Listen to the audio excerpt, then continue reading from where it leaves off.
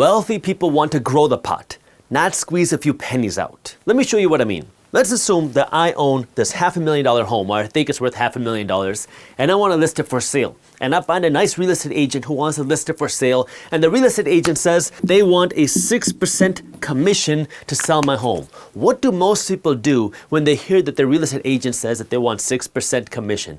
Most people will say, oh, 6% commission? That's a lot of money on a home like this. I mean, that's like $30,000 in commissions. How about instead of 6%, you take 5% or maybe even 4%? That way, I, as a homeowner, can make more money. Now, I own some real estate and I haven't sold a lot of real estate because my goal is to stack the cash flow, to stack the assets that I own, but I have sold some. And when I go through this situation, one of the things that I try to do is the opposite. I say, you know what? You want 6% commission. Instead of me negotiating down to 5% or 4%, how about this? How about I pay you a 7% commission if you can sell this home for at least 10% over asking price?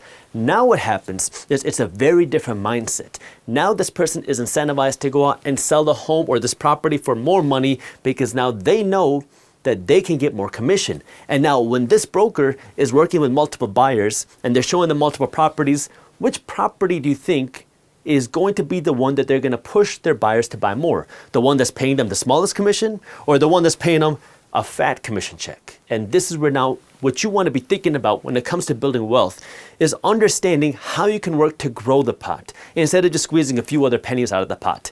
Because well, let me just show you. If you make $50,000 a year, you might work to put aside $10,000 for your savings and your investments. And once you start doing this, you realize, oh wow, I see the potential with my investments. Maybe I won't see much for the next few years, but if I stick with it, I'll be able to build a lot more wealth over the next 10, 20, 30 years. But then you might say, I want to accelerate my path to wealth. How can I do that? Maybe instead of me putting aside $10,000, I put aside $15,000. Maybe I'm gonna live in a shoebox and I'm gonna put aside $20,000. That way I'm living a whole lot smaller and I'm gonna keep putting more money aside for my investments and my savings, which is a great place to start. This is where most people start.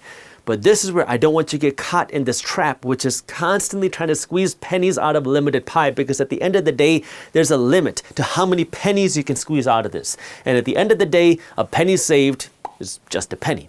And this is where now, if you really want to build wealth, I want you to think a little bit bigger, which means now, instead of focusing on how you can squeeze more pennies out of this limited pie, figure out how you can grow the pie from $50,000 a year to $250,000 a year. And because now, instead of you putting aside $10,000, you could put aside $50,000 and still live within that same ratio. Because when you're making 50 grand a year and you're putting aside $10,000 a year for your savings and investments, you're saving and investing 20% of your income.